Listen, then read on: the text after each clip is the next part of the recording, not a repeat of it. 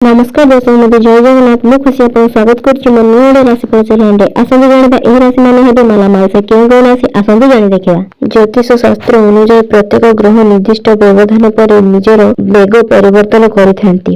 यह परिवर्तन सब राशि को लोकन को प्रभावित करिथाय। केतेकंक पय शुभ और केतेकंक पय यह अशुभ होइथाय।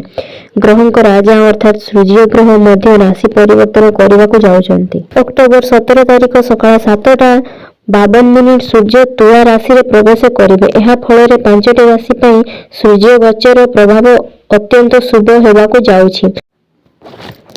मेष राशि एही राशि रे लोकंक पय सूर्यंक राशि परिवर्तन अत्यंत शुभ बोली विचारणा कराଯାଇଛି। एही राशि रे लोकंक जीवन रे बहुत सकारात्मक परिवर्तन आसीबो। कैरियर रे नया सुजोग मिलि पारे। व्यवसायिक पय समय अनुकूल रहिबो।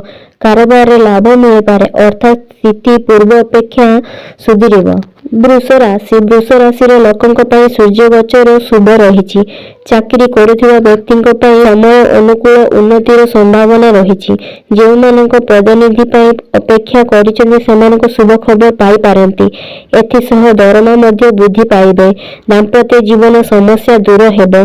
स्वामी स्त्रींक संपर्क पूर्व अपेक्षा मधुर हेबो। कन्या राशि एही राशि रे विद्यार्थी माने प्रतियोगिता मूलक परीक्षा पाई प्रस्तुत करुथिबारु खुशी खबर मिलि पारे। चाकरी खोजुथिबा लोकंक मन पसंद रे चाकरी फल रे मिलि पारे। व्यवसायिक निजर व्यवसायिक विस्तार करि पारंती। दाम्पत्य जीवन सुधर आसीबो। जीवन साथींक सह संपर्क पूर्व अपेक्षा भल रहिबो। तुला राशि रे लोकंक पय शुभ समय सूर्यंक राशि परिवर्तन सहित आरंभ हेइ पारे।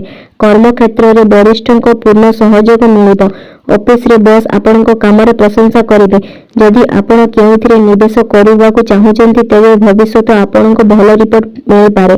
चाकरी करुथिबा प्रतिनिधि हेबार संभावना यथेष्ट रहिछि। कुंभ राशि एही राशि रे व्यक्ति विशेषक जीवन रे बहुत सकारात्मक परिवर्तन देखिबाकू मिलि पारे। कैरियर रे नया सुजोग मिलिबो। मानसिक स्थिति रे पूर्व अपेक्षा सुधार आसीबो। जदि आपण कौनसी रोग रे पीड़ित अछंती तेबे एथिरे मुक्ति पाई पारंती।